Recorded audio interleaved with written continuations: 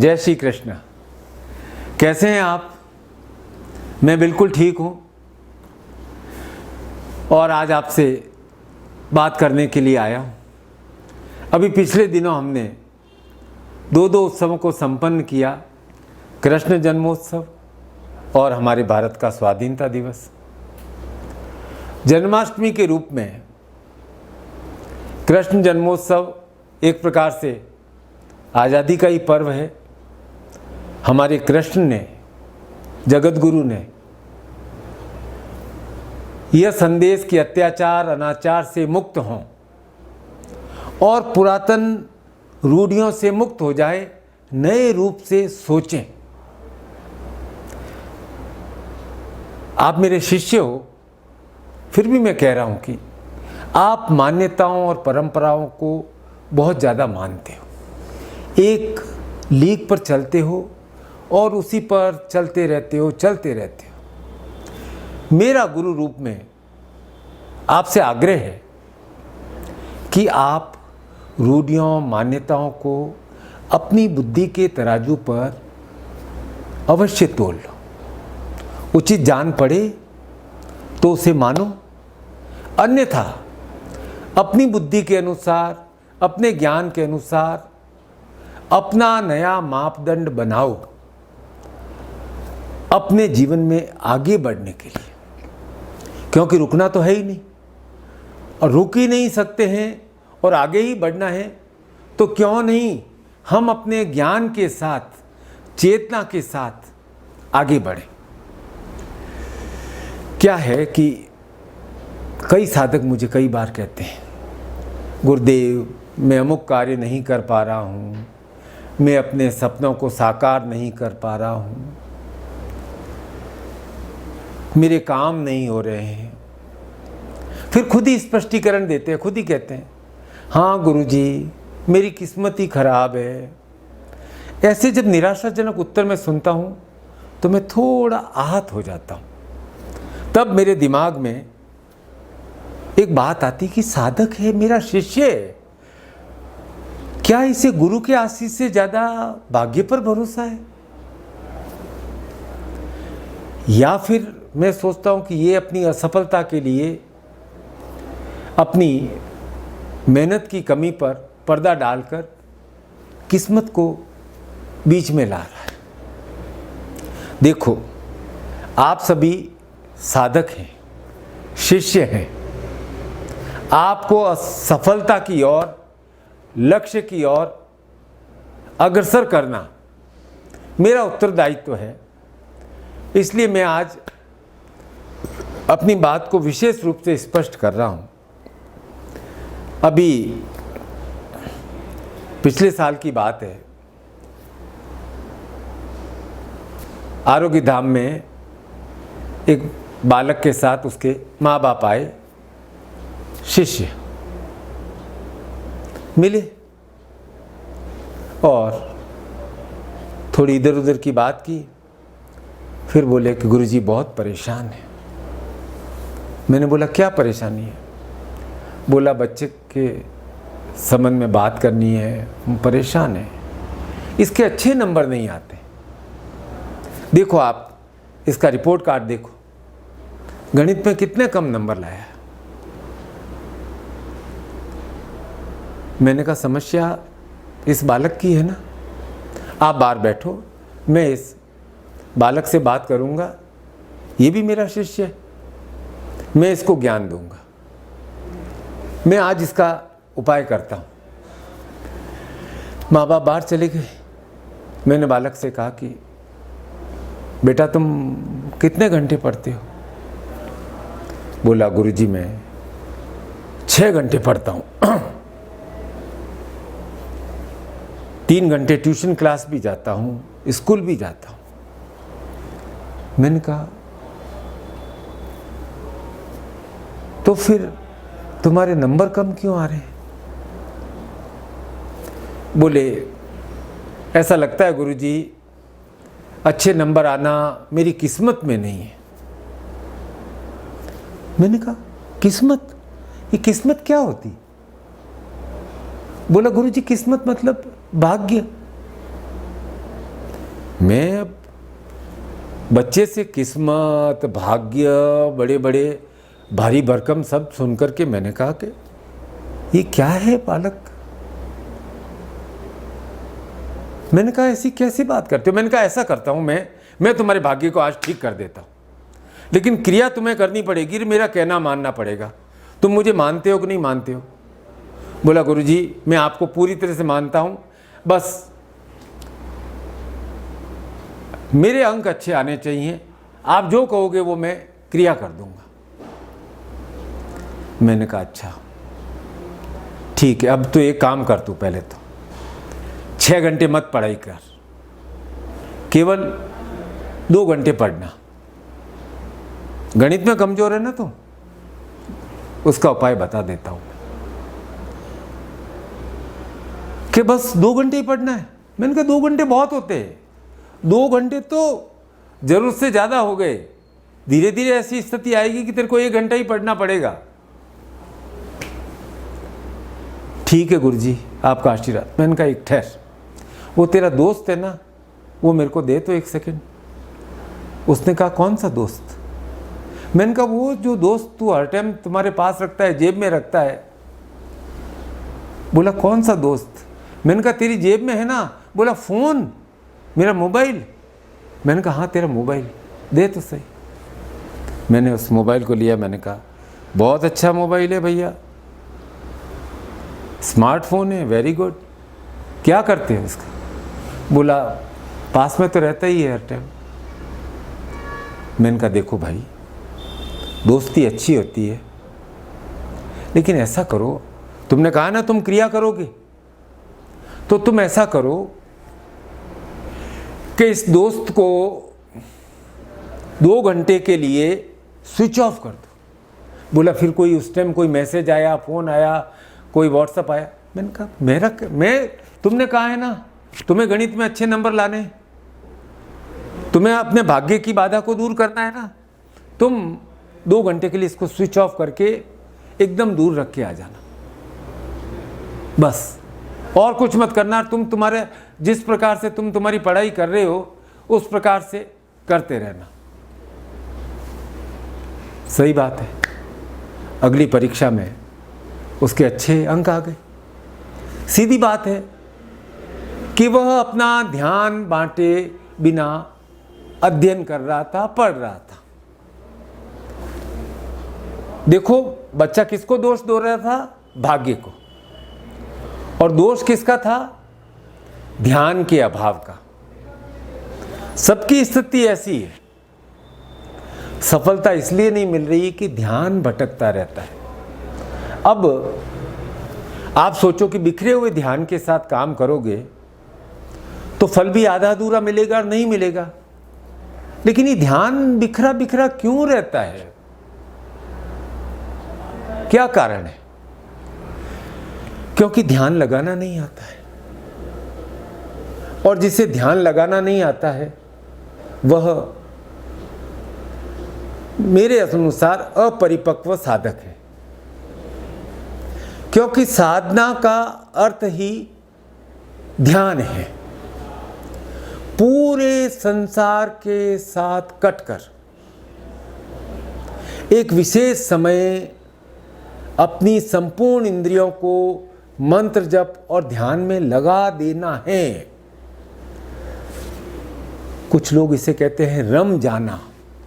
ध्यान अर्थात उसमें रम गए, और जो रम गया वह राम हो जाता है, जो रम गया वह गुरु हो जाता है।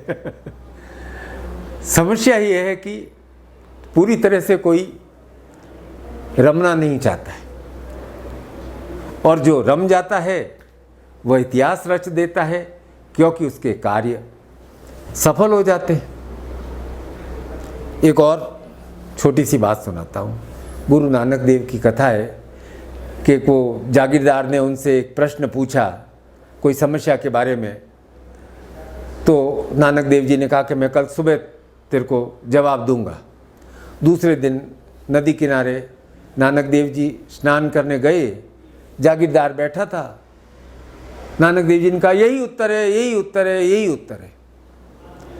फिर नानक जी ने पूछा कि जागीरदार जी क्या कर रहे हो? जागीरदार ने थोड़े अहंकार में बोला, महाराज देख नहीं रहे हो, मंत्र जप कर रहा हूँ। नानक जी ने कहा कि मंत्र जप कर रहे थे या पड़ोसी जागीरदार को कैसे नीचा दिखाऊं उसकी तरकीब सोच रहे थे? होठों से तो मंत्र जप चल रहा था, लेकिन अंदर ही अंदर प्लानिंग चल रही थी। अब ऐसे मंत्र जप को हम साधना कह सकते हैं क्या? आप बताओ, क्या इससे सिद्धि मिल सकती है? आप सबको इसका उत्तर मालूम है। खंडित मन से किया गया मंत्र जप सिद्धि नहीं दिलाता है, और खंडित मन से किया गया काम सिद्धि नहीं दिलाता है, सफलता नहीं दिलाता है। तो साधना का क्या अर्थ है? साधना का अर्थ है अपने आप को ध्यान की गहराई में उतरकर अपने मन में अवस्थित अपरिमित शक्ति को मुक्त करना है, और ये शक्ति को मुक्त करने की क्रिया ध्यान से ही संभव है। विज्ञान ने भी क्या किया? अणु का विखंडन कर एटम बम बनाया, ऐसी ऊर्जा उत्पन्न की जिससे कि सब कुछ तहस नहस हो सकता है। तो ऊर्जा होती है वो विखंडन से उत्पन्न हुई। हमारे यहाँ तंत्र में एक अलग प्रकार की क्रिया होती है। तंत्र में अर्थात योग के द्वारा, एकाग्रता के द्वारा, ध्यान के द्वारा, साधना के द्वारा, मंत्र जप के द्वारा हमारी कुंडलिनी की शक्ति को, कुंडलिनी की ऊर्जा को मुक्त किया जाता है। और ये ऊर्जा को मुक्त करने की क्रिया साधना से ही होगी। अपनी ऊर्जा को मूलाधार से सहस्रार तक जोड़ देना है। उसके बाद सफलता ही सफलता है। ऊर्जा का ये प्रवाह है वो सतत होना चाहिए। खंडित मन से तुम साधना नहीं कर सकते हो। देखो, मैं तुम्हें सीधा उदाहरण बताता हूं।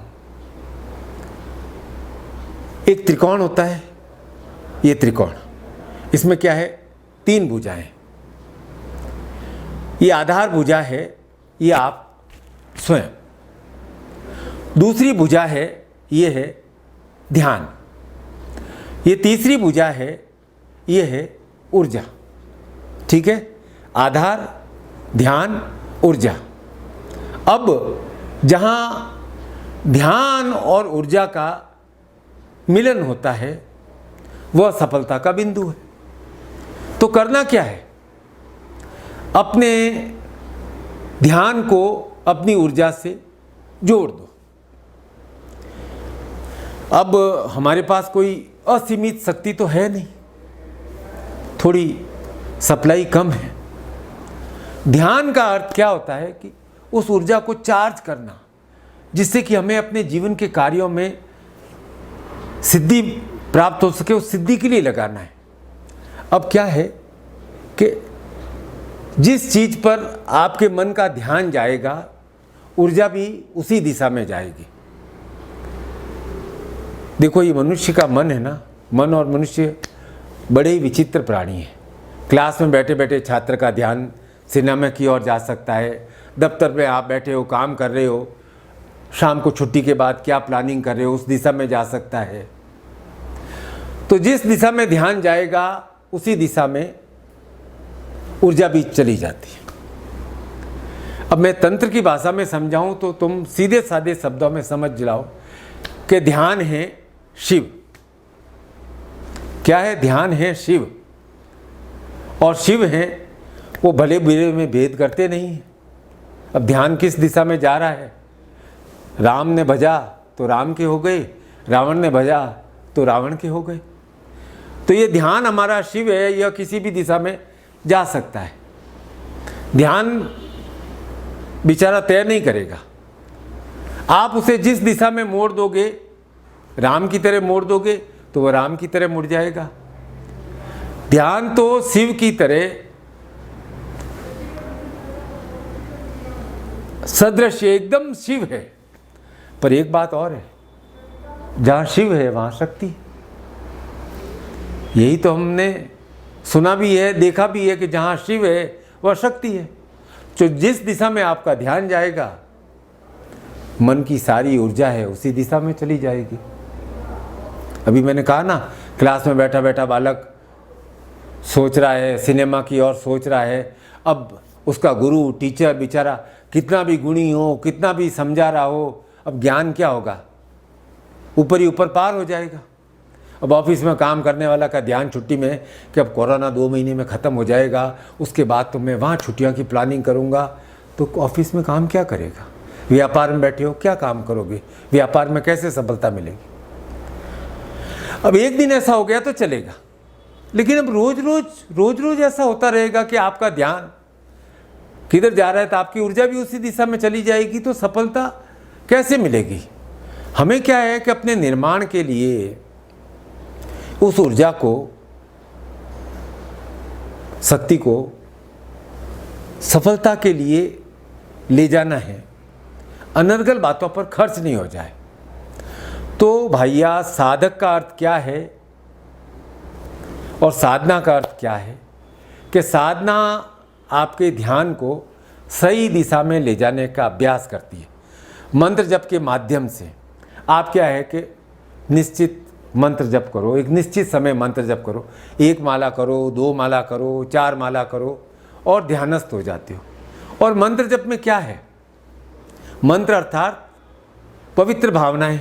ओम परम तत्वाय नारायणाय गुरुभ्यो नमः बोला, ओम त्र्यंबक यजामहे सुगंधिनीं पुष्टिः उर्वारुक बंधनात् मृत्योर्मुक्षीय बोला, ऐं ह्रीं क्लीं चामुंडाय विच्चे नवान मंत्र बोला। ये सब क्या है? ओम दुम दुर्गाय नमः बोला, ओम श्रीं ह्रीं श्रीं कमले कमलालय प्रसीद प्रसीद श्रीं ह्रीं श्रीं ओम महालक्ष्मी नमः बोला। ये मंत्र हमारी शुद्ध भावनाओं का स्वरूप है। और जब इन शुद्ध भावनाओं को हम बार बार स्वयं को सुनाते हैं, रोज सुनाते हैं, क्यों सुनाते हैं? क्यों हम स्वयं को सुनाते हैं? क्योंकि हमारे भीतर ईश्वर स्थित है और उस ईश्वर को, उस शक्ति को क्रिया की ओर मोड़ना है। जन्माष्टमी आपने बहुत धूमधाम से मनाई। अब कृष्ण ने भी अर्जुन की लड़ाई तो नहीं लड़ी ना, तुम्हारी भी नहीं लड़ेंगे। इसलिए तुम भाग्य को चाहे कितना भी कोस लो, कुछ होने जाने वाला उससे तो नहीं है। हाँ, कृष्ण ने अर्जुन के सारथी के रूप में, गुरु रूप में मार्गदर्शन अवश्य किया और ये गुरु का कार्य है। तो मेरी बात को ध्यान से सुनना और समझना कि साधक के साथ भाग्य तो प्रत्येक क्षण उपस्थित है। बस तुम्हारा ध्यान अपनी साधना को क्रिया की ओर ले जाना है। याद रखना, अवसर सबके जीवन में आते रहते हैं और जो सचेत होता है वह अवसर को पकड़ लेता है। दूसरे की निंदा, क्रोध, बाल की खाल निकालना, अनर्गल बात करना, भाग्य को दोष देना कायर लोगों का काम है, डरपोक लोगों का काम है। आप सभी निखिल शिष्य हैं। क्या हैं आप? निखिल शिष्य। हुंकार भरकर बड़े चलो। भाग्य आपका अनुसरण करेगा, तुम्हारे पीछे पीछे आएगा। क्यों नहीं आएगा? अवश्य आएगा। गुरु रूप में मैं आपके साथ हूं। आप साधना करें, अपनी शक्ति को जागृत करें। मैं सदैव आपके साथ हूं। बहुत बहुत आशीर्वाद।